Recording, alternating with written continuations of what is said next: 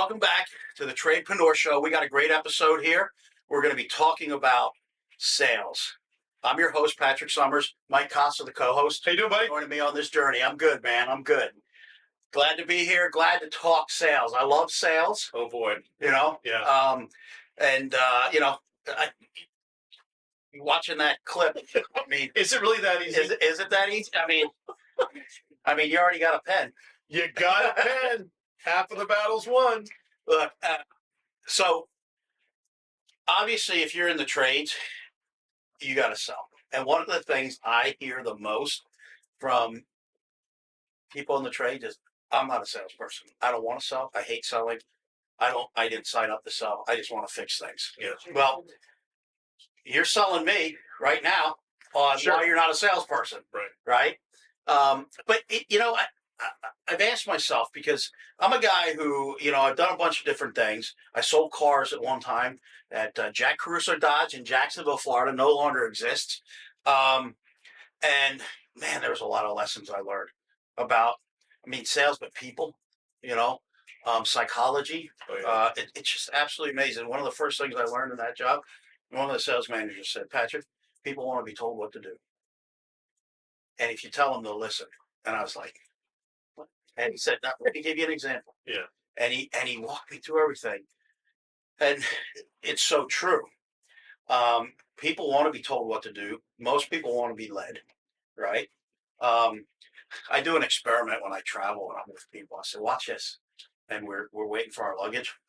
And I'll go over to one of the luggage things, and nothing's there. It's not even moving. I'll just stand. I'll put my knees right up against it. Oh. And the people just start migrating over. Like I know something they don't, right? It's amazing. It absolutely, without fail. Yeah. But listen, I really, truly love sales because there's so much to it, right? And nothing happens until a sale is made, right? I'd still be single if I wasn't able to sell my wife and close her on why I was the right dude for her. Sure. Right? Sure. And I had to sell her on why we should even go out. That's all sales. Yeah. That's all sales, right? However, there's this stigma around sales, that sales is bad, and there's always this referral to the car sales. Used car sales. Yeah. And it's funny. I always think everybody wants to have give sales a bad rap, and they always want to do the used car salesman. But there's this great line in I think it's Star Wars, Obi-Wan Kenobi, right? They get pulled into the Death Star. Yes. And the stormtroopers are in, come on the Millennium Falcon. Yep. And they're searching for him. They can't find him. And when they get done, they're hiding in these compartments to smuggle. And Han Solo makes his comment about man, I use these for smuggling. I never thought I'd be smuggling myself. And Obi-Wan Kenobi says something, and Han Solo says something about being a fool, right? And Obi-Wan Kenobi says, who's more the fool or the fool who follows, right? And I almost feel like people's stigma is because they did get sold.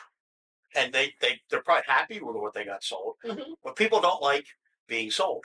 And a good salesman never sells you, right? But there is that bad stigma. And I'm telling you, there shouldn't be. I truly believe there shouldn't be, because if you do sales right, if you do sales correctly, you are helping people solve their problems. And how do you do that the right way? Well, I'm a big believer in informing and educating. That's really what you're doing. Sure. Right? You have to inform and educate people. You have to help them see a lot of times the problems they don't know they have, and present the solutions, and then help them find a way to make that happen, to make that a reality. So one of the things we train big on is offering the solutions, right? So, and I also believe if you're in the trades and you're going into people's homes, you have to offer them solutions. And I want to go deeper into that, but I first want to touch on something with the offering the solutions and going into people's homes, and sales, because there's a lot of people be like, well, I don't get a commission. I don't get a bonus. I'm hourly. Okay, great. But you generate revenue for a company. Yeah. And if you want to make more money, you have to generate a certain amount of revenue for that company to justify paying you more money. Of course. They can't pay like this whole thing like, oh, why do you want a pay increase? Oh, I've been here for X amount of years. I don't care. What are we, the government? Like, Exactly. your time on the job means nothing. Yeah. Your performance, your dedication, your loyalty, your commitment, and the enthusiasm you bring every day is what matters. Right. Right. So there is a formula that you can, and here's the thing. You're going to get this from the website too, because I'm going to share the formula with you that you can say, let's say you make $25 an hour. I'm just using that number. I know there's people watching me going, oh, I should never do anything that I do for $25 an hour. All right. Be gone with yourself. But the reality is, we're going to use that number. Let's say you make $25 an hour, you want to make 50. Okay. There's a formula of how much revenue you need to generate out of your truck for the company to be able to pay you that. And there's factors that go into that formula that you may not be thinking about. So I'm going to share that formula with you. So you're going to know that formula. So regardless of how you get paid, you'll know the revenue your truck has to do. Gotcha. So you can go ask for more money. And guess what? When you go and ask for more money, you're selling. And if you can't sell, you're never going to get that pay increase. All right. So let that sit in your noggin for a minute and, marinate. Is that what they say? Marinate? Yeah, exactly. When you go into the home, whether you're hourly, commission, performance-based pay, a combination of everything, when you go into the home, your job is to find problems. That's your job, right? Right. I go to the doctor. Look, I'm on my health journey. I got a long way to go, right? Every time I watch this on YouTube, I'm like, oh my God. But anyways, if I go to the doctor for a physical and I walk in, he's like, man, not only do you have amazing hair, but your physique is amazing and you just keep doing what you're doing. Right. Is he doing me any favors? No. I want him to find potential points of failure. Exactly. I want to be like, listen, dude, that belly fat's got to go. Right? Yeah. That the labs, we're going to get labs and we got to fix some things. Where's my cholesterol? Exactly. And I want him to tell me my potential points of failure. Yeah. And I want him to tell me how I can improve. We have the same obligation. It's a moral obligation when we go into a home or a building or whoever you're servicing. You're looking for potential points of failure. So if I go into a home, I'm looking for things that are a safety issue, a comfort issue, or an efficiency issue, right? And then my responsibility is to bring it to the homeowner and share my findings and share the options. That's not selling. That's informing and educating, right? AKA sales. So you do that and you do it correctly and you do it from the right place. There's a great book called The Go-Giver Sells More about how you give. Like, go in with a giving heart, and things happen because that's the place you're coming from. So you've got to get rid of that mindset that sales is bad. Salespeople are bad, because they're not. Everybody sells. If you go to church on Sunday, somebody sold you on why you should go to church, and I'd probably stick to that course of action. Okay. Because there's a thing out there like something. I'm going to go religious in a minute. Sure. Or for a minute. There's this thing about believing in God, and this one guy said, "I'd rather believe and be wrong than not believe and be wrong." Yeah, right? exactly. So, anyways. I don't know. I go down rabbit holes. This is my Alice in Wonderland moment. It's a good segue, because you were talking about morals and what to focus on when you go in the home and what you're providing the homeowner. And I think a lot of that is if you're doing that, you're staying away from the stigma of being the greasy car salesman. Yeah. And you're just going to try to unload a bunch of needless crap on them, when you're going to go in and say, listen, your heating system, it's so old, you run the risk of carbon monoxide poisoning. Yep. I am just showing you that. Yeah. Sleep on it and tell me what you want to do.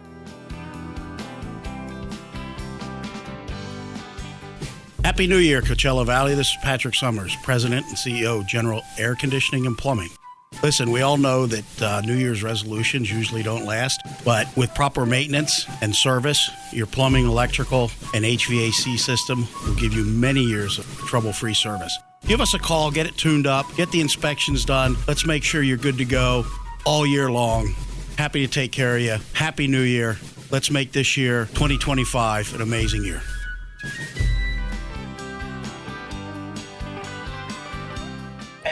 And when I look at top performing technicians or salespeople in any industry, but I'm going to talk specifically in the trades, there's a couple of things they have in common. One, all they focus on and all they care about is the caller. They don't even want to know what the next call is, because who is in front of me, right? And what are their problems? The most and what is my important opportunity and obligation to them right now? Okay, so that's number one. They take a whole home approach, meaning, so if back to the medical, you hurt your arm, right? You go to the emergency room, and maybe it's an obvious break, maybe it's just some pain and swelling. They're going to treat that arm. They're not going to pay any attention to if you've got a cardiac issue going on, if you've got, something in the brain going on, something somewhere else going on. That they're focused on that one thing, Right. and they're ignoring everything else. Versus, let's say, a doctor of osteopathic medicine that treats the body as a whole, right? They want to know more than just that. What is your lifestyle? What's going on? How do we heal you completely? Same thing. We go into a house. If you're an HVAC guy, you're going to the house. Whether you do another trade or not, or your company does another trade or not, if you see something that's an issue or concern, that let's say you're HVAC and you see a plumbing issue or an electrical issue, shuffle that any way you want. You have a moral obligation to share that information with the homeowner. Maybe you refer your own company. Maybe you have another company that you refer for those type of things. Yeah. But look at the whole home. You're the expert they're leaning on. Exactly. And when you go into a home and you see, maybe you're going in to fix a condenser, look at the whole system. Look at the ductwork. Look at the insulation. Look at everything that contributes to making that space safe, in this order: safe, comfortable, and efficient. And if you do that, that takes you to a whole different level, right? Ask the right questions. Said in an earlier episode, quality of your questions determine the quality of your answers and your outcome. Mm-hmm. You've got to ask the right questions, right? And you got to ask them in the right way. Open-ended questions. You've got to ask open-ended questions. Yes, no answers don't help you and do not help the homeowner, right? So ask the open-ended questions and ask the right questions and go deeper when you need to, right? Some of the things you want to know when you go into the home, regardless of the trade. Do you have regular maintenance or service done? When was the last time you had it done? When was the last time you had to invest money in repairing or fixing this system or that system, right? Who in the home suffers from allergies, asthma, respiratory problems? Yeah. Right. That could be a question for the HVAC side. Could also be for any trade, right? Do you ever have your lights flicker at any time? If they say, yeah, and that's not necessarily an open-ended question, but here you want yes or no. Okay, yes. Tell me about the last time it happened. Well, I came home and I was gone for the weekend, and I came in and I turned the air conditioner on.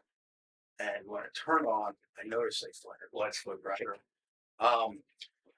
So you go deeper. So the right questions.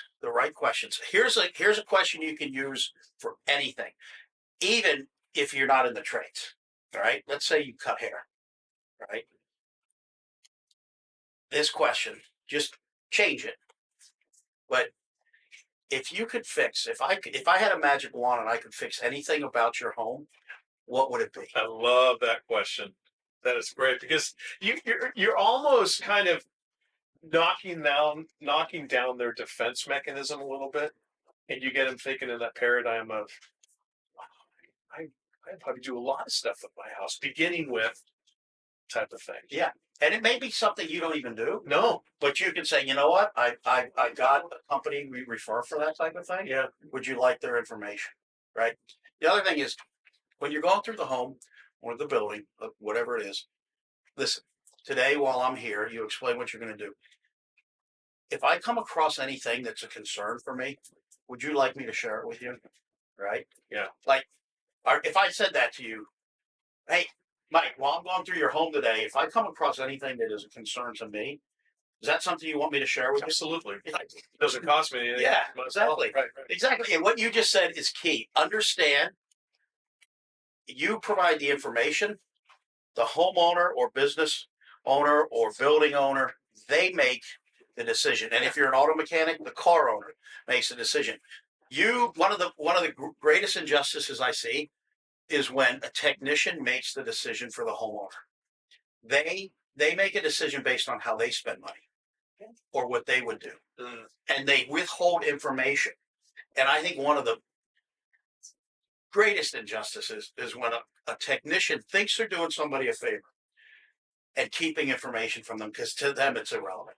Like, let's say they got an older system and they're doing repairs on it, and the technician has this mindset: I wouldn't replace this. I can fix this. So okay. Okay, great. Yeah. That's fantastic. And the homeowner may opt for that. But you withhold that there's an option to replace this because you wouldn't consider that. So why would they? Right? Yeah. Yeah. You don't have the right to withhold that information. You present all of the information and you help them make the decision that's right for them.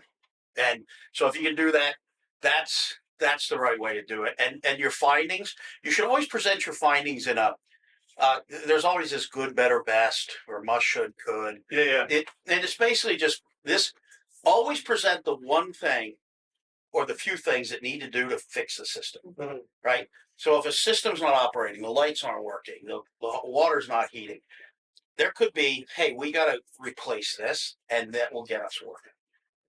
However, these are some of the other concerns I have.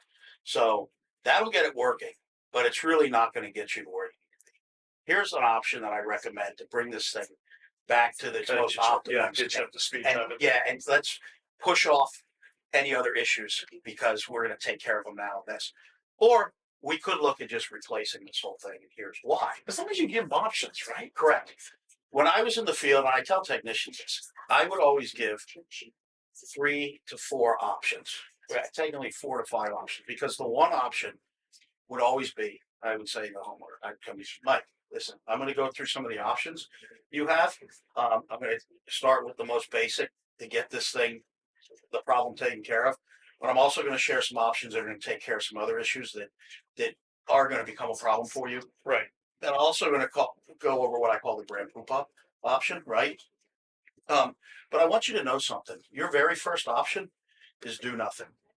You have the ability to tell me no. And I'm okay with that, because if that's the option you think is best for you, fantastic. But I will tell you, after what I found in this diagnostic, I don't think that's a wise option. But know that you have that right. Exactly. Now, when you share that to a homeowner, Yeah. one of the greatest things you do is you just gave them an exit.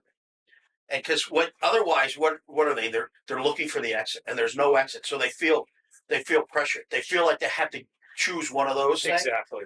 But when you immediately say no, guess what? Yeah.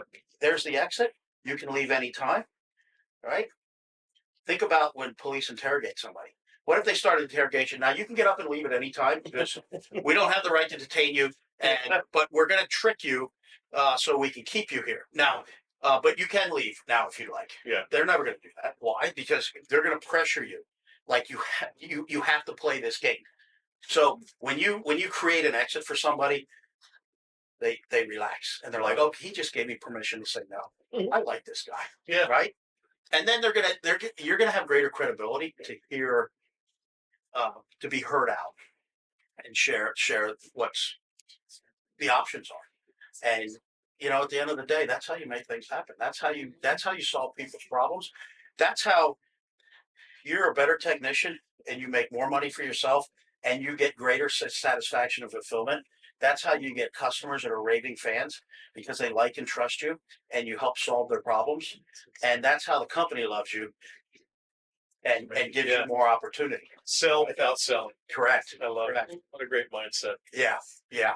So with that, Yep. wraps another episode of the Tradepreneur Show, man. I'm getting smarter and smarter each week. I'm telling you. Well, maybe you have to go out with one of our technicians. I really should one day. Just no, I'm not going to say live their pain, but to watch them put your knowledge That into action. that would be kind of cool. Absolutely. Let you go out and spend the day with a technician, and then we'd have an episode on that. That would be fun, huh? We could get some action shots of you crawling through the attic. I mean, that's fun. Put you underneath a mobile home. Yeah. This is why we got sued. Mike Costa. Oh man, this is a lot of fun. I hope we're helping everybody out there. I hope you're enjoying the podcast.